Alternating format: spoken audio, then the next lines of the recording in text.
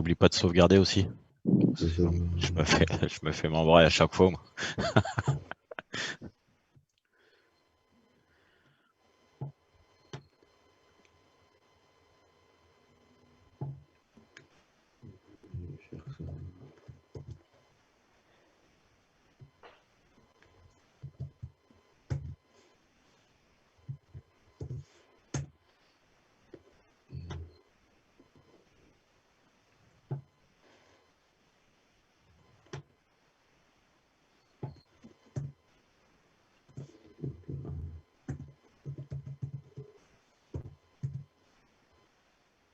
Pour les autres, c'est bon? Ou qui c'est qui est pas bon, on va dire? Qui c'est qui a un truc qui marche pas?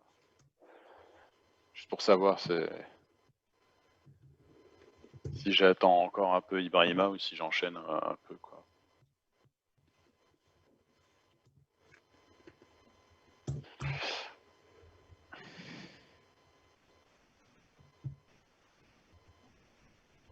Ok.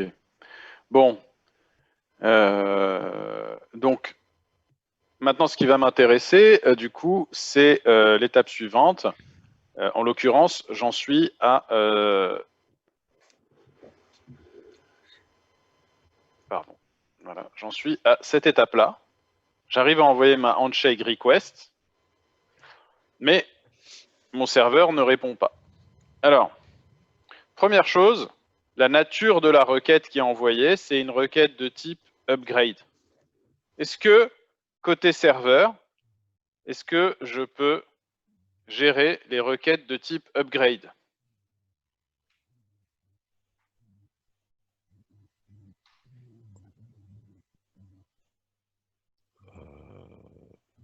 Bah ouais, je dirais que oui. Alors, on va regarder dans l'API de Node.js, dans l'API HTTP. Dans l'API HTTP de Node.js, quand on regarde la liste des événements, on a un événement upgrade. Alors, ce n'est pas dans request, c'est dans HTTP server. On a un événement upgrade. Événement upgrade. Cet événement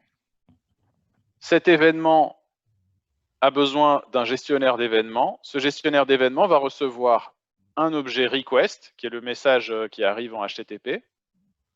On a un objet socket, donc qui est un objet de type stream.duplex, qui est la connexion réseau entre le serveur et le client. Et on a un objet head, qui est un buffer, qui est le premier paquet de la connexion mise à jour. Cet événement est produit à chaque fois qu'un client HTTP demande un upgrade.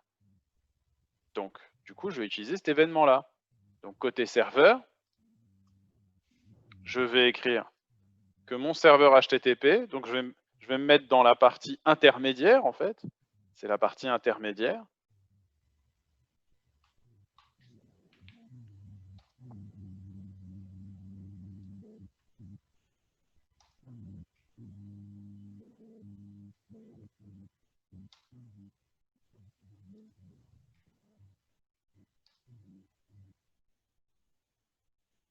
Je vais écrire serveur.on upgrade. Et ici, je vais déclarer ma fonction. Et cette fonction-là, donc ce gestionnaire d'événements, d'après la documentation de Node, reçoit une request qui est un HTTP incoming message. Donc, il faut prévoir 3 arguments, request, socket, head. Donc, on a 3 arguments qui sont la requête HTTP. C'est quoi le deuxième argument? C'est le socket, donc la connexion, ce qu'on appelle le socket. Et le troisième, c'est head. Head, donc c'est le premier truc envoyé. Quelque chose comme ça. Alors, je vais regarder ce que ça donne. Normalement, du coup, si je fais un console.log de genre la requête HTTP. On va mettre headers, je devrais, quand mon navigateur appelle mon serveur, je devrais voir la requête upgrade effectivement, vous voyez, je reçois ici la requête. Donc maintenant, il faudrait que je réponde à cette demande.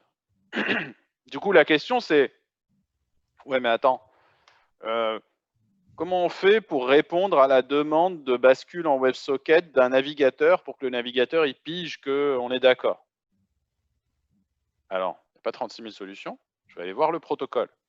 Qu'est-ce qu'il dit le protocole?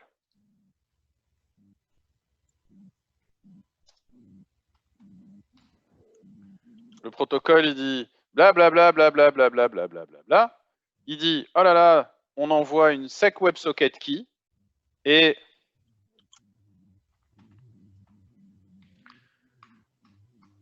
up, opening and shake. Et il dit, alors si on t'envoie une demande comme ça, avec une sec WebSocket key, il faut que tu envoies une réponse qui va contenir plusieurs choses, qui va contenir http:/1.1.101 switching protocols, upgrade WebSocket, connexion upgrade, sec WebSocket accept et un code mystérieux. Donc si je veux dire au navigateur que j'accepte de parler avec lui en WebSocket, dans ce cas-là, il faut que je lui renvoie ces 4 trucs-là. Le problème de ces 4 trucs-là, c'est celui-là, c'est le sec WebSocket accept.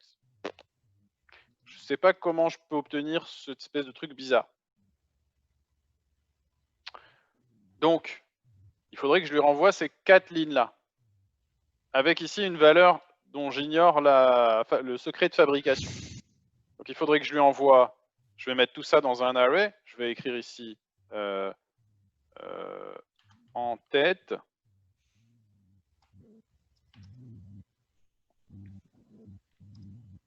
Donc ça, c'est les en-têtes que je dois renvoyer. Donc, je dois renvoyer ce texte-là. Je dois lui renvoyer ce texte-là. Je dois renvoyer ce texte-là. Et je dois renvoyer ce texte-là. Avec ici un truc que je ne sais pas ce que c'est. Bon. On verra après comment écrire dans la connexion. Mais pour le moment, voilà les en-têtes que je dois produire, plus ça. Donc le code mystérieux.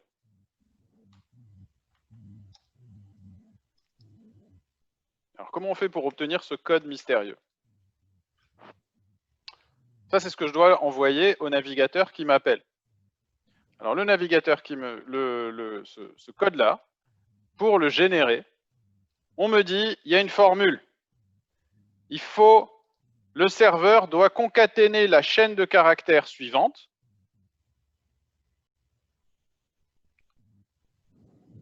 Pour former la chaîne de caractères, ceci, ceci, cela, avec la valeur de sec WebSocket key. Donc en gros, je dois prendre ce qu'il y a dans sec WebSocket key qui m'a été envoyé par le navigateur et je dois le concaténer avec ce texte-là. Donc je vais prendre ce texte-là.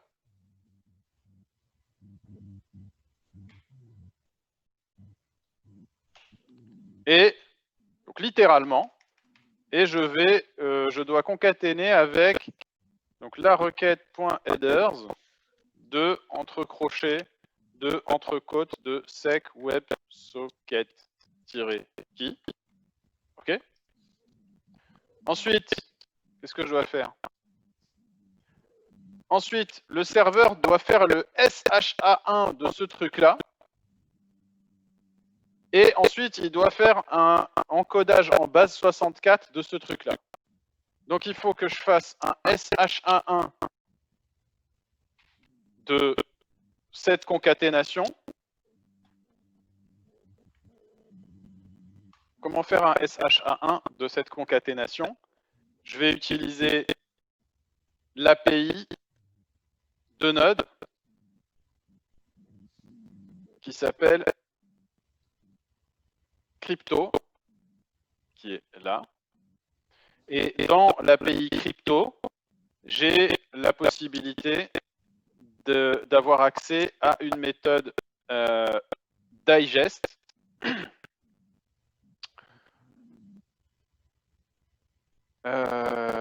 Alors c'est quoi? C'est update, c'est update the hashmag content with the given data. Donc je crois qu'on fait un hashmag. Qu'est-ce qu'elle fait? Hashmag update et un hashmag digest, un truc comme ça. C'est quoi? C'est require crypto, create hashmag et du coup après on fait un hashmag update. Ouais, ça devrait pas être trop compliqué. On va essayer ça. Donc je vais faire un require de crypto. Donc j'en ai besoin pour la partie WebSocket. On va faire un const crypto égale require crypto. Donc on va faire ce qu'on appelle du hachage. Je vais mettre crypto. Alors comment il fait dans la doc? Il fait crypto.create hashmag sha 256 un secret. Ouais, mais dans la doc, il ne me demande pas de secret. Est-ce que le secret, il est optionnel? Key, string, buffer, blablabla. Est-ce que je peux faire un truc SHA1? Est-ce que j'ai besoin de... Est-ce que j'ai besoin... Voyons voir. Est-ce que j'ai besoin de... Il dit quoi? If digest is nul,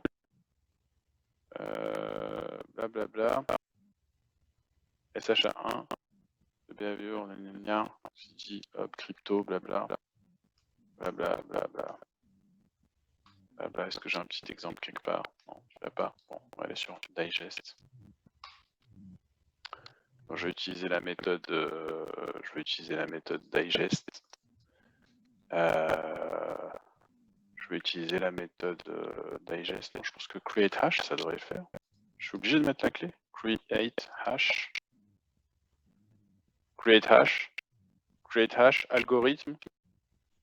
SHA 256. Donc je fais hash, create hash, machin chouette. Et ensuite, je peux faire hash.update avec la data. Donc je vais faire comme ça. Je vais faire create hash SHA1, ce qui est écrit dans la doc du WebSocket. Dans la doc du WebSocket, il y a écrit SHA1. Vérification SHA1. SHA1. SHA1. Donc c'est bien du SHA1. Et ensuite, ça va être du base 64. Donc, je vais prendre mon code source, je vais écrire create hash de SHA1. Ça va me donner un hash. Et ensuite, je vais faire hash. Je vais vérifier crypto. C'est bien crypto. Create hash. Ça envoie un hash. Et le hash, il a une méthode digest. Je vais écrire hash.digest. Et par défaut, il devrait me fournir ça sur une chaîne de caractères. Je vais écrire hash.digest de la concaténation. Ça devrait renvoyer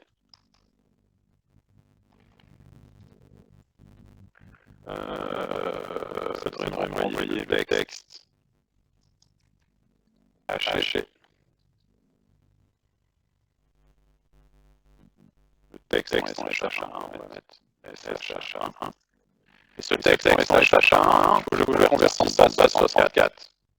Donc, est-ce que j'ai un truc qui permet de faire de la conversion en base 64? Et bien, je vais utiliser hash.digest également, je pense. Base 64. Ça devrait permettre d'avoir. Voyons voir.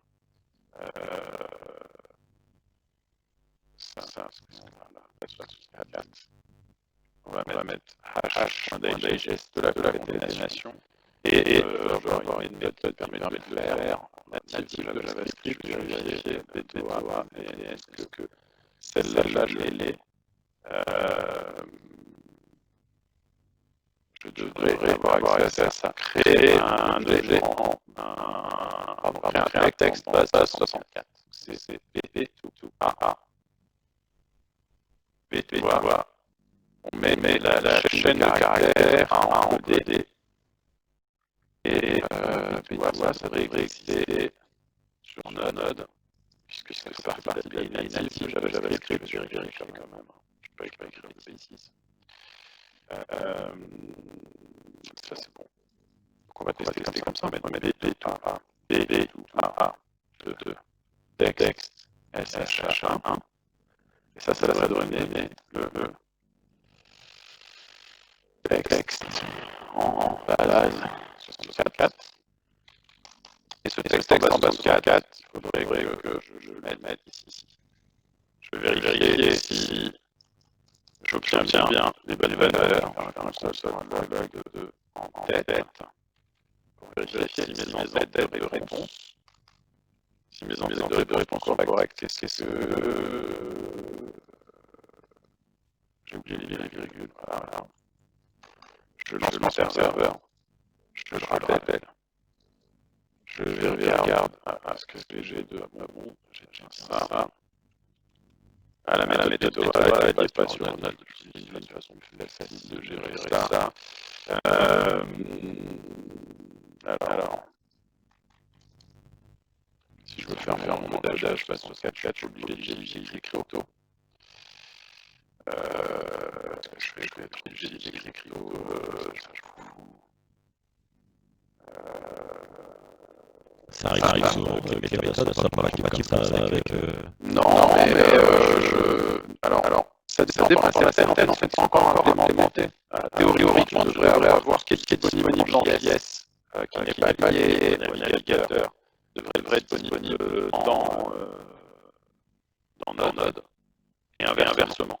Mais là, VTOA, c'est une méthode de navigateur, tu l'as dans un navigateur, mais elle est liée à Windows, donc je ne suis pas sûr qu'elle est disponible pas dans Node. Si j'écris des A, 2, et l'autre, ça me donner la base 64. Tu vois, ce qu'on appelle la base 64 texte. Et A, 2, B, ça te donne l'inverse. A, 2, 2, A, G, B, S, G, 8, égal, ça devrait me donner Hello. Donc ça permet de faire l'encodage, décodage base 64. Je regardais si j'avais dans Node, ça s'avère que c'est pas le cas. Et je me demandais si je vais utiliser autre chose que crypto pour encoder en base 64, parce que ça lourd. Donc comme ça évolue régulièrement, tu vois, je me dis si ça se trouve j'ai un truc un peu léger, mais visiblement, je sais que c'est crypto.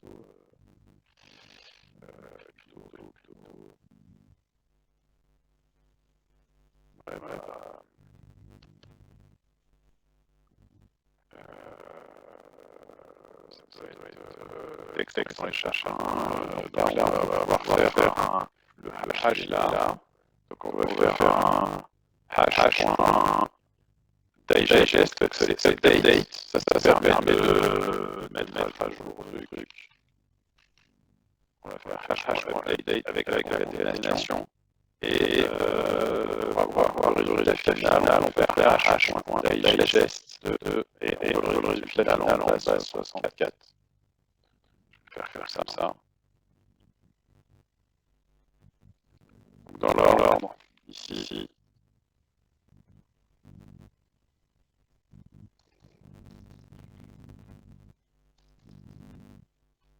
Alors, l'algorithme de hachage, c'est qu'on appelle un hachage d'un texte. Donc on peut hacher un texte SHA1, mais une fois que le texte est transformé, on ne peut pas revenir en arrière. On ne peut pas obtenir le texte d'origine à partir du texte transformé. Par contre, le texte transformé, il y a un seul texte transformé, mais unique, qui correspond au texte d'origine.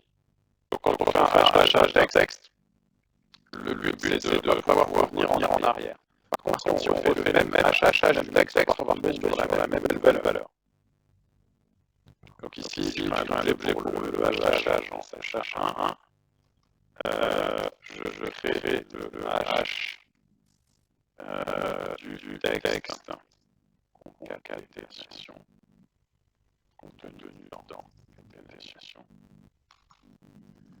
Je récupère le résultat du hachage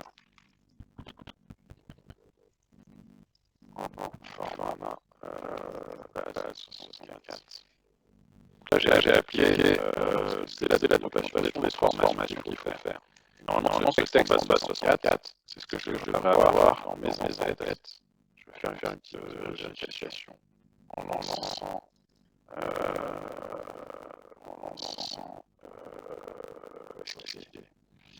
mon serveur. C'était pas dans la fenêtre que j'avais ouvert. Je multipliais les navigateurs. Ça, c'est l'API. C'est le diagramme. C'est ça. Voilà. Donc là, j'ai bien une valeur en base 64, c'est website accept. Alors, je voudrais, maintenant que j'ai à avoir mes têtes avec HTTP1, switch protocol, grade, etc., je voudrais renvoyer ces entêtes au navigateur. Donc ici, au moment de la gestion de upgrade, première étape, création des entêtes de réponse à renvoyer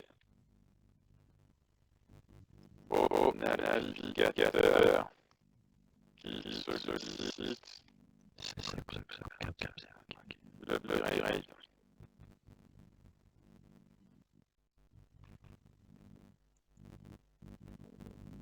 Ce que je veux faire, c'est créer les entêtes. Ensuite, j'ai mes entêtes, là je vais écrire, je vais mettre écriture des entêtes des entêtes, écriture des entêtes dans la connexion pour répondre effectivement au navigateur avec les valeurs attendues. Alors il faut que j'écris les entêtes dans la connexion. Il faut que j'écrive les entêtes dans la connexion parce qu'il faut que je réponde. Il faut que je réponde au navigateur en disant voilà les entêtes que j'ai créées. J'ai réussi à créer mes entêtes, il faut que je les envoie maintenant. Pour dire au navigateur que c'est bon, on peut parler en WebSocket. Alors pour les envoyer, je vais regarder du coup à quoi ça ressemble l'API Node sur l'API Node sur les connexions. Donc je vais dans Node, dans l'événement Upgrade.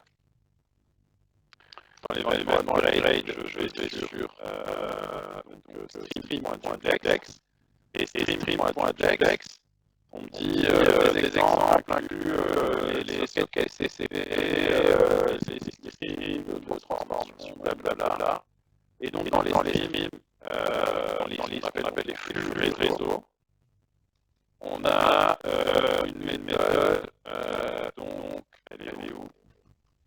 C'est write.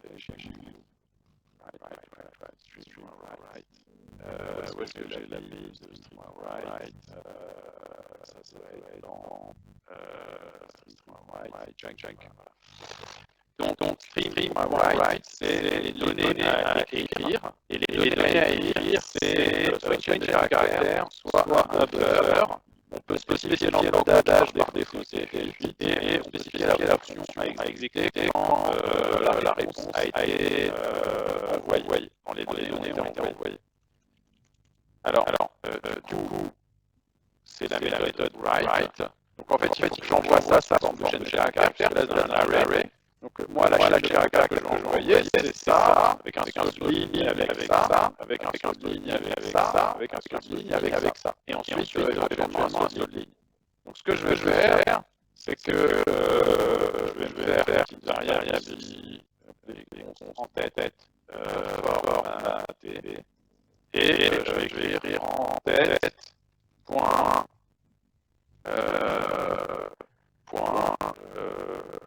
join, avec un join, ça vous permet de convertir ça en une chaîne de caractères, ça va être calculé à l'intérieur, il faut que ça concatène avec des lignes, donc je vais mettre backslash n, comme ça met des lignes, et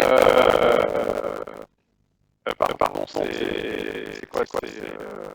Ça, c'est mes chaînes de caractères. Et la méthode, c'est join. Et SolidLine. Et je vais concaténer avec un SolidLine. Ça me fera une chaîne de caractères avec plusieurs SolidLines. Je vais vérifier dans un console log que les entêtes formatées, elles ont une bonne forme, qu'il y a bien les SolidLines. Ça me fait bien une chaîne de caractères. Donc je vais retester mon serveur. Donc ça me fait bien mes différentes lignes avec les autres lignes. Et ça, je vais l'écrire dans la réponse. Je vais écrire la connexion point write de, ça je vais faire un buffer avec cela. Je vais mettre write de buffer.from des entêtes.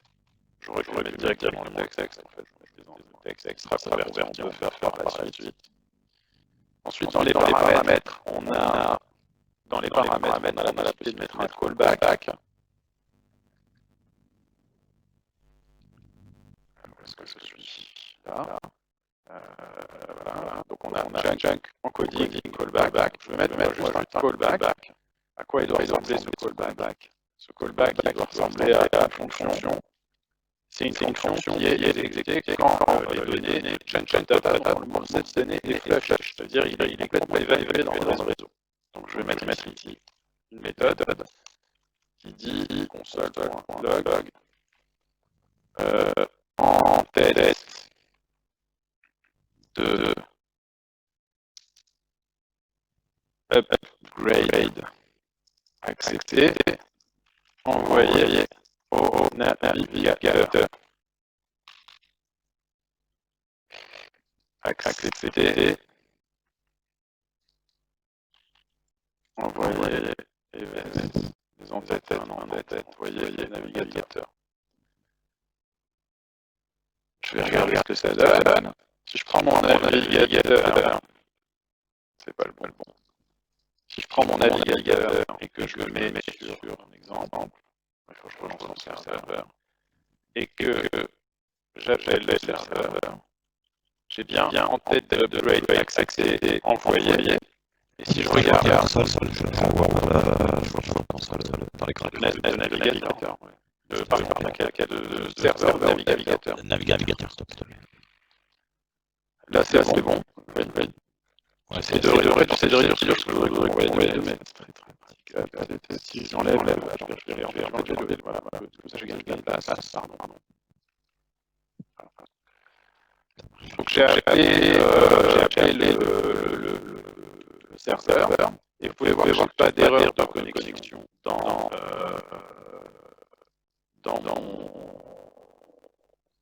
mon terminal. Et je vais dans WS, vous pouvez voir si j'ai la requête, j'ai les request headers et je peux voir que pour le moment je vois rien du tout parce que du coup je ne vois pas de message. Mais en revanche, je peux dire que j'ai bien un entête grade qui a été envoyé et sur mon onglet réseau, si je regarde mes requêtes, j'ai bien la requête localhost machin, et j'ai bien la requête websocket, et j'ai pour le moment, j'ai pas d'erreur, donc ça veut dire qu'il y a eu une bascule, mais par contre, j'ai pas de message encore qui a été échangé. Alors pour pouvoir maintenant échanger des messages en utilisant cette connexion websocket, ce que je vais faire, c'est que dans le navigateur, je vais dire que dans le navigateur, je vais dire qu'à chaque fois qu'on clique sur le titre H1, il faudra envoyer un message dans la connexion WebSocket.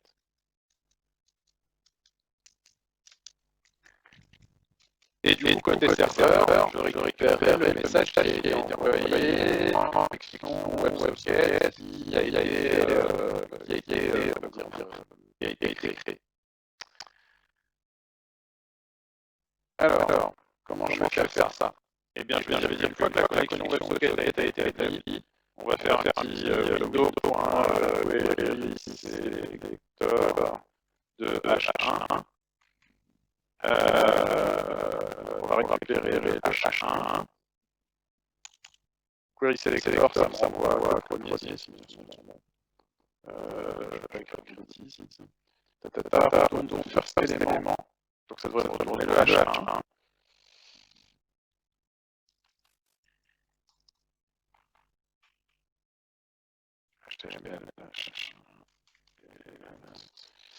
Et ensuite, ce H1, je vais dire que quand on lui met un clic dessus, eh bien, il va prendre le socket et il va faire socket.1 et là j'ai une méthode sur un objet de ce type-là, j'ai une méthode send. Et dans cette méthode send, ça correspond à la méthode send. Cette méthode send, vous mettez les données que vous voulez envoyer.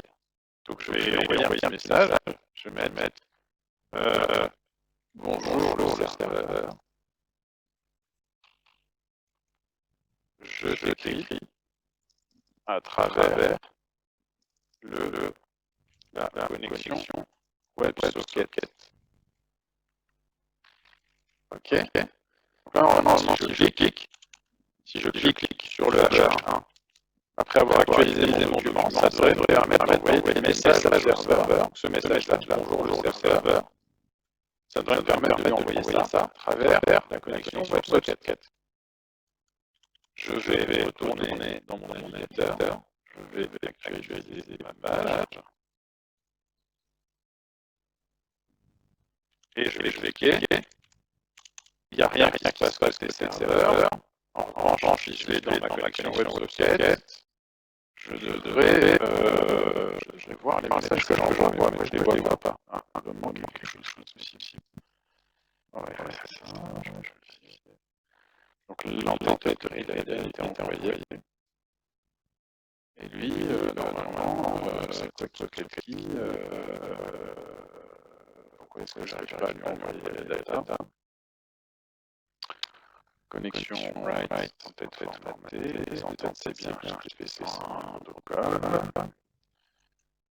Donc j'ai bien créé mon SSH, j'ai bien mis la concaténation de la clé.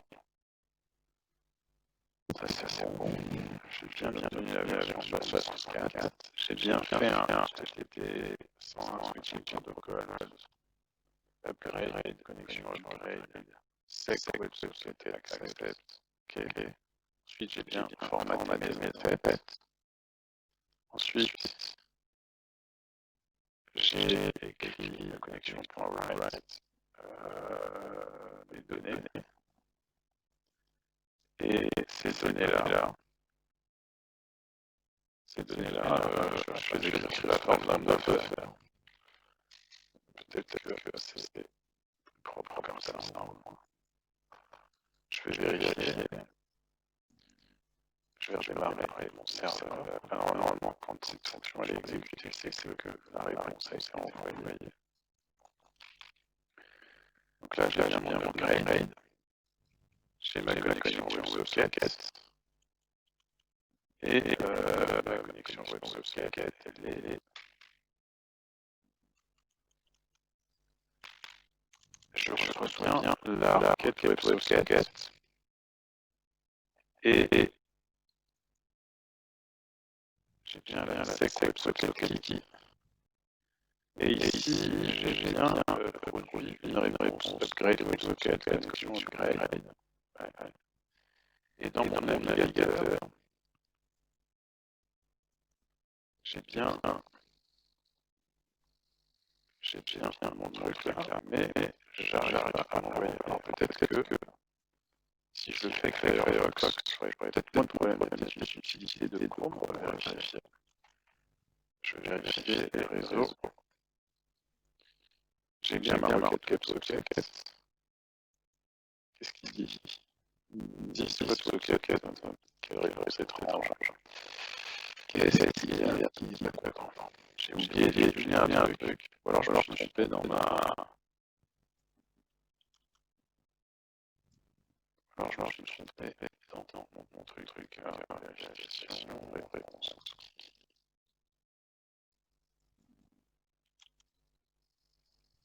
Il me manque un truc, je sais pas quoi. Qu'est-ce que j'ai oublié? Est-ce que je me suis trompé? Est-ce que je me suis trompé dans truc là 2, 5, 8, FF5? Ça, c'est bon. La concaténation ici, c'est bon. Le H, c'est bon. Les entêtes, c'est bon. C'est quoi que tu cherches, Samy? Je cherche pourquoi est-ce qu'il n'accepte pas, pourquoi est-ce que le navigateur, à moins que je doive lui envoyer des données, à moins que je doive lui envoyer des données dans la foulée, on va vérifier. Je vais faire un... Ici, je vais mettre un... Donc, une fois qu'on a envoyé les entêtes de réponse, je peux rajouter un événement. Je peux écrire ici la connexion.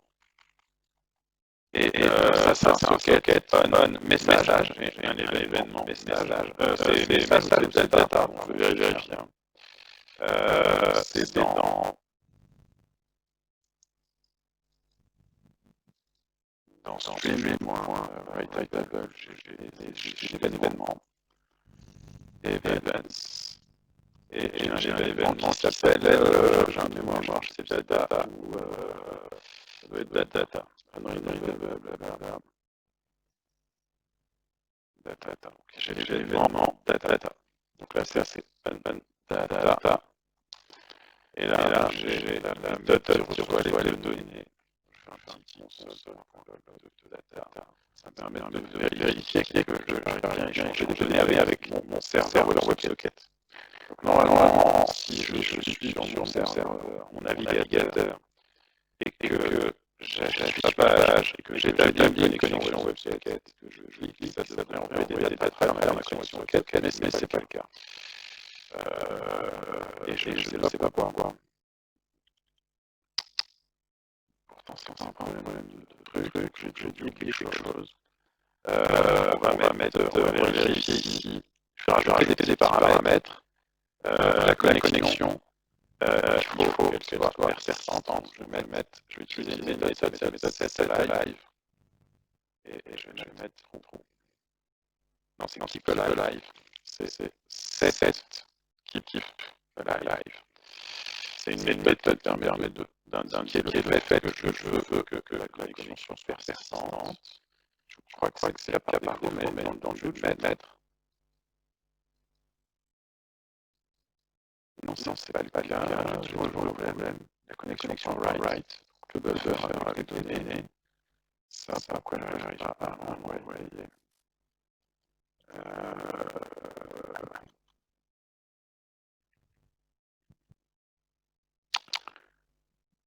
Qu'est-ce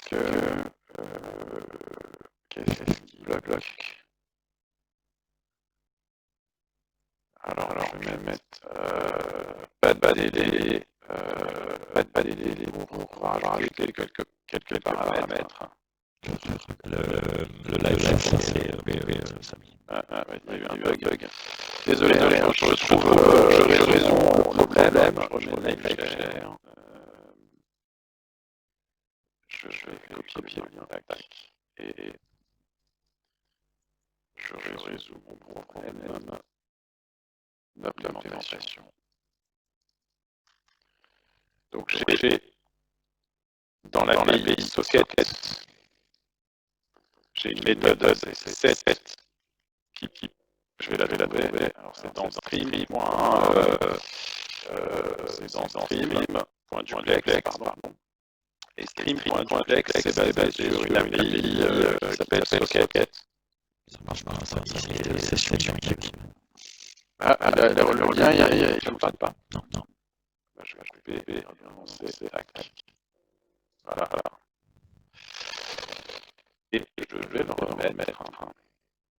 Donc, copier lien de collaboration. Tac.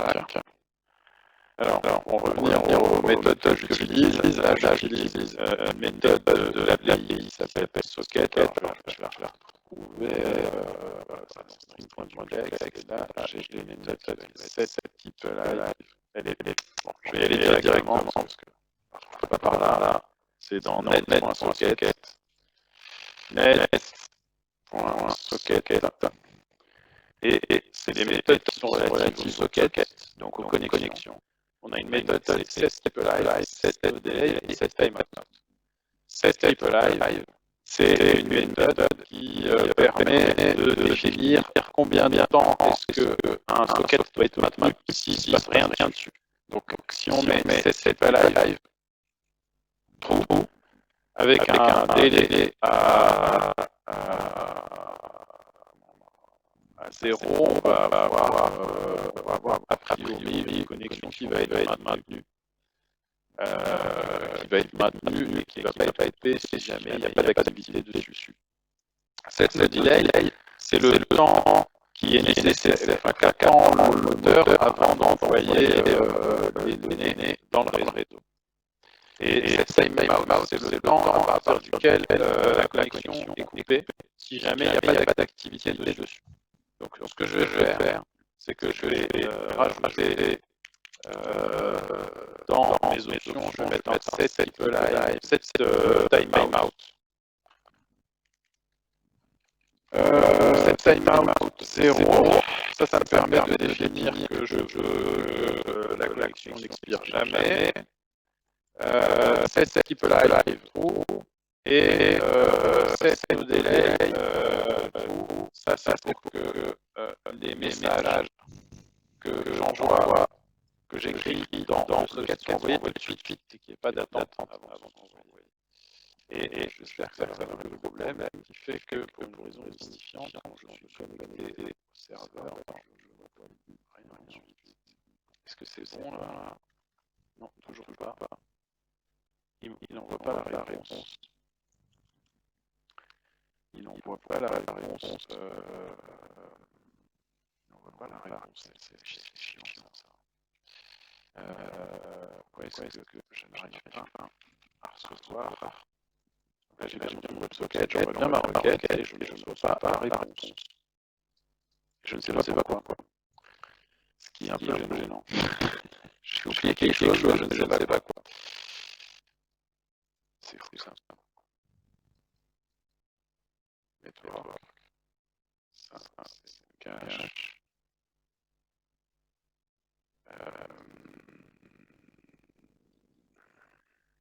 Qu'est-ce que je vais oublier?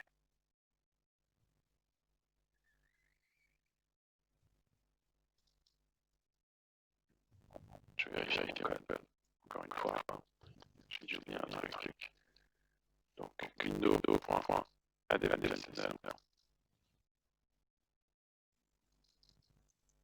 Socket,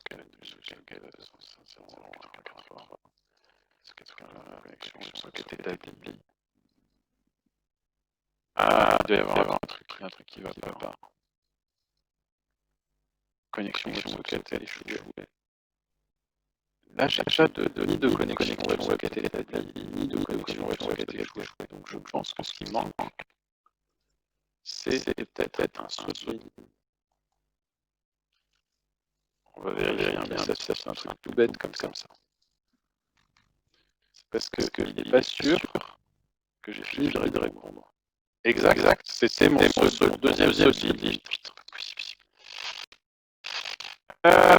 Et c'est pas window.selector, dans mon compte, c'est window.document.selector. Et donc maintenant, je reprends mon truc, j'ai renvoyé mon upgrade au navigateur. Je vais... Donc là, j'arrive bien à établir ma connexion WebSocket. Je vais regarder dans mon réseau.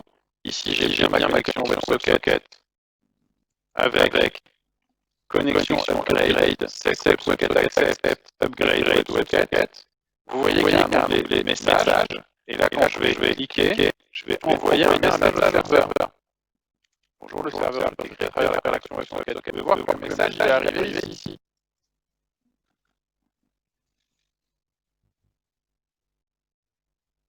Donc là, ce que j'ai, c'est que à chaque fois que je clique sur mon H1, à chaque fois que je clique sur mon H1, ça correspond à cet événement-là, eh bien, j'envoie dans la connexion, bonjour, le serveur, je t'écris à partir, je t'écris à travers la connexion WebSocket. Et côté serveur, à chaque fois qu'il y a des données qui arrivent à travers le socket, eh bien, je les écris dans la console. Là, je peux mettre données reçues. Et les données reçues, comme ça on voit bien ces données reçues.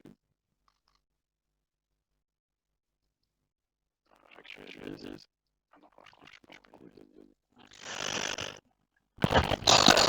Du coup, quand on reçoit les données, ici on voit que c'est un buffer. Donc je vais essayer de les décoder. Je peux écrire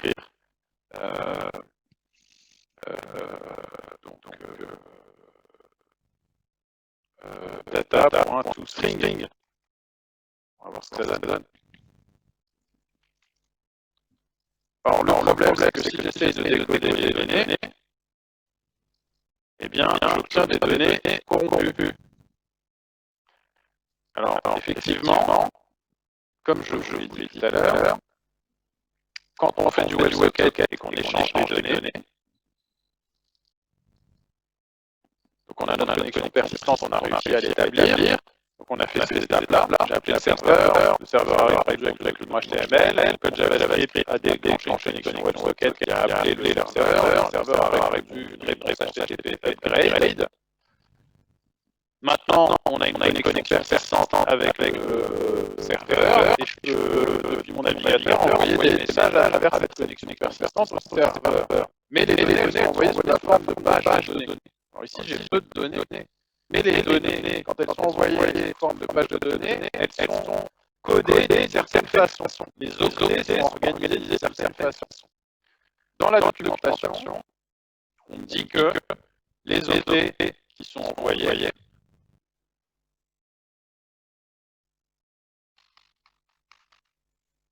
les données qui sont envoyées, donc les data frames, on dit que, par exemple, cette chaîne d'octets contient le texte et le lot. Et par exemple, ça contient elle, bref, on m'explique comment ça marche. Et on donne un tableau avec les règles de décodage des pages de données. Alors, c'est planqué où? Je vais la retrouver. Data frame, sending data, receiving data, data frame, blablabla, comment faire l'action, fragmentation, est-ce qu'il est là? Je vous montre un exemple, pas trop de détails là-dessus. Si je vous montrer le diagramme qui explique rapidement le codage, design philosophie, machin, establishing connexion, opening handshake, client server side reading, opening server log handshake. Ça c'est quand on se sert à l'internet, on est d'accord. Data framing, là c'est la pagination de données. Overview, data frame transmise, et la façon dont la pagination des données elle est faite. Donc en gros, ça montre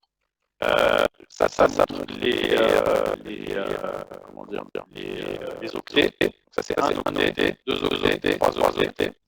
Et ici on dit, voilà, il y a dans les séquences d'octets que je vais recevoir, je vais avoir les 4 premiers qui correspondent à quelque chose, les 4 suivants à autre chose, le 9e à quelque chose d'autre, le 10e au 16e qui correspond à la taille totale des données que je m'attends à recevoir, et ensuite il y a les données.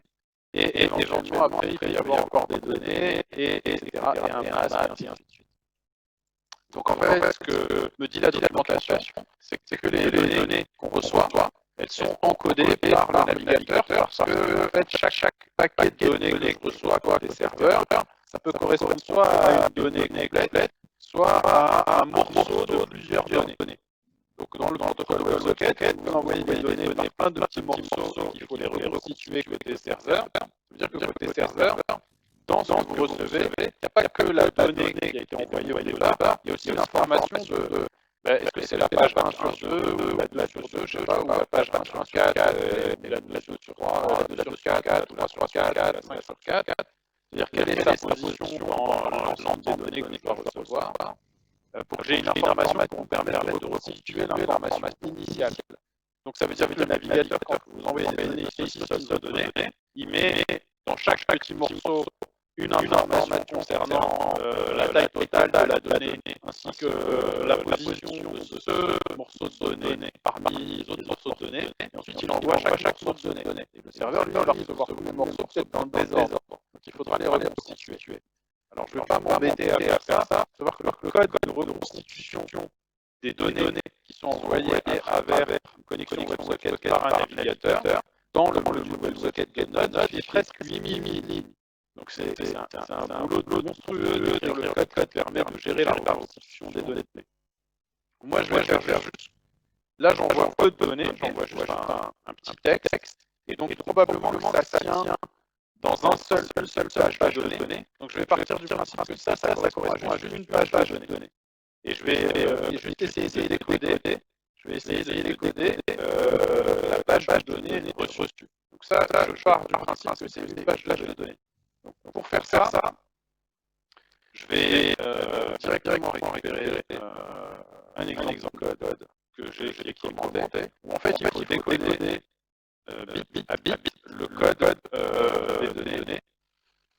Donc on a, ça c'est la position d'un masque binaire. On va ensuite prendre les... je vais initialiser un array qui s'appelle données décodées.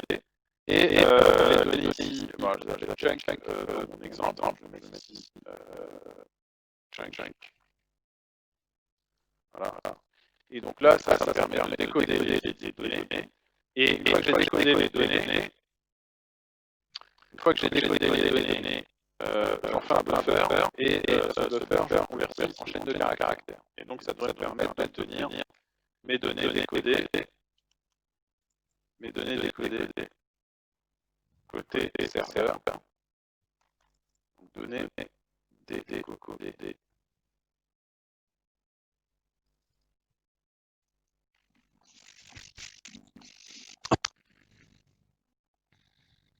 Donc là je m'intéresse pas spécifiquement à ce code-là. Ce qui est intéressant, c'est juste de comprendre l'idée que les données elles sont envoyées en morceaux et que côté serveur, il faut les reconstituer avant de pouvoir y avoir accès. Donc je vais essayer de renvoyer des données depuis mon navigateur à mon serveur. Et donc là, j'arrive bien à envoyer dans mon WebSocket, j'arrive bien à envoyer bonjour au serveur, je décris je reçois côté serveur le texte et j'arrive à les décoder et à avoir le bonjour décrit à travers la réaction WebSocket.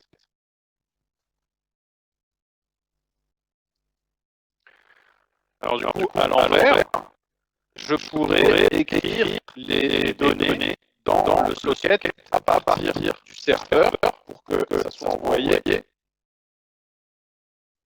au navigateur. Sauf que je ne vais pas le faire parce que ça veut dire qu'il faut que j'écrive le code qui permet de décoder les données en respectant les règles du protocole, qui est aussi un code qui est fastidieux à écrire. Donc si je résume globalement, vous avez une première partie de code qui est la partie HTTP qui permet de récupérer la page HTML. Ensuite, vous avez une partie de code dans votre serveur WebSocket qui est divisée en deux parties principales. Donc, dans la partie WebSocket, on a une première partie qui est la création des entêtes de réponse à renvoyer au navigateur que celui-ci s'upgrade. Et deuxième partie, l'écriture. Donc, il y a l'écriture des entêtes. Donc, il y a l'écriture des entêtes pour la connexion. pour répondre avec les valeurs attendues. Et à partir d'ici, on peut échanger à travers le socket.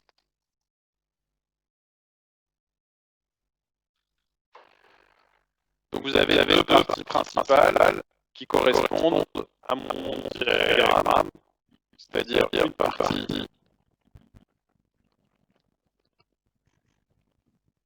HTTP. Vous avez une partie qui vous permet d'accéder la bascule au WebSocket et vous avez une partie qui vous permet d'écrire dans la connexion persistante, dans le code, dans la logique du code. Côté serveur. Donc, côté serveur, vous avez 3 morceaux de code. Un pour le HTTP, un pour gérer la bascule en WebSocket et un pour gérer les échanges à travers la connexion WebSocket. Côté navigateur, on utilise l'API WebSocket pour demander l'établissement d'une connexion WebSocket avec le serveur en ignorant ce qui se passe côté serveur. Il faut que le serveur règle de bonnes choses. Est-ce que vous avez des questions? Putain, c'est quand même un peu velu. C'est... Il faut du temps pour pratiquer. Franchement, si je te dis que là c'est hyper clair, c'est pas justement quoi. Il faut du temps pour pratiquer tout ça. Mais dans le principe, j'ai capté. Mais dans le principe, quoi. Non, mais on va utiliser un module pour se simplifier un peu les choses, qui reprend ces 3 étapes. Le module WebSocket et le node, en gros, il va permettre de factoriser la partie qui consiste à renvoyer les réponses pour accéder et parler en WebSocket. Le code là, il sera factorisé par le module WebSocket. Toute la partie qui consiste à formuler la réponse, qui consiste à accepter de basculer en WebSocket, elle est factorisée sous la forme d'une méthode. Et toute la partie qui consiste à encoder ou décoder les données qu'on reçoit est également factorisée. Donc en fait, qu'est-ce qu'il reste? Il reste à dire, ok, je charge un module, je le démarre en l'associant au serveur HTTP, et ensuite je dis, voilà ce que je fais quand on m'appelle pour passer en WebSocket, j'accepte de basculer en WebSocket, et voilà ce que je fais quand on m'appelle quand on envoie des messages à travers la connexion WebSocket établie. J'envoie tel message, je réponds de telle ou telle façon. Donc l'idée, c'est utiliser un module pour faciliter l'implémentation du WebSocket en backend. Là, je l'ai codé un peu à la main, tu vois, et même moi, j'ai des difficultés parce que c'est pas un exercice qui se fait tous les jours. Je le fais pour vraiment vous montrer. Non, mais je le fais, je le code à la main là pour vous montrer comment ça fonctionne sous le tapis, que vous compreniez bien le mécanisme. Mais je vais jamais m'amuser à coder l'encodage du sec WebSocket accès, le décodage des trucs et tout ça. C'est trop chiant.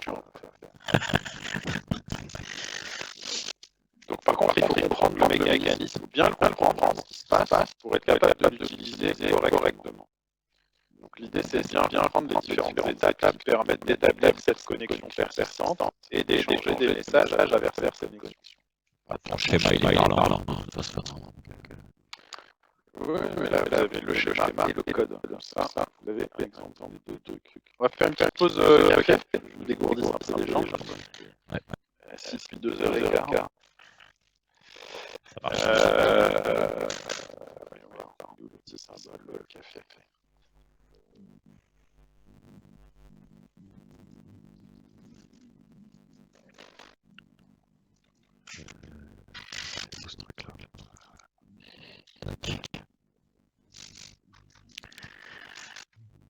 Donc maintenant, là, on est en série.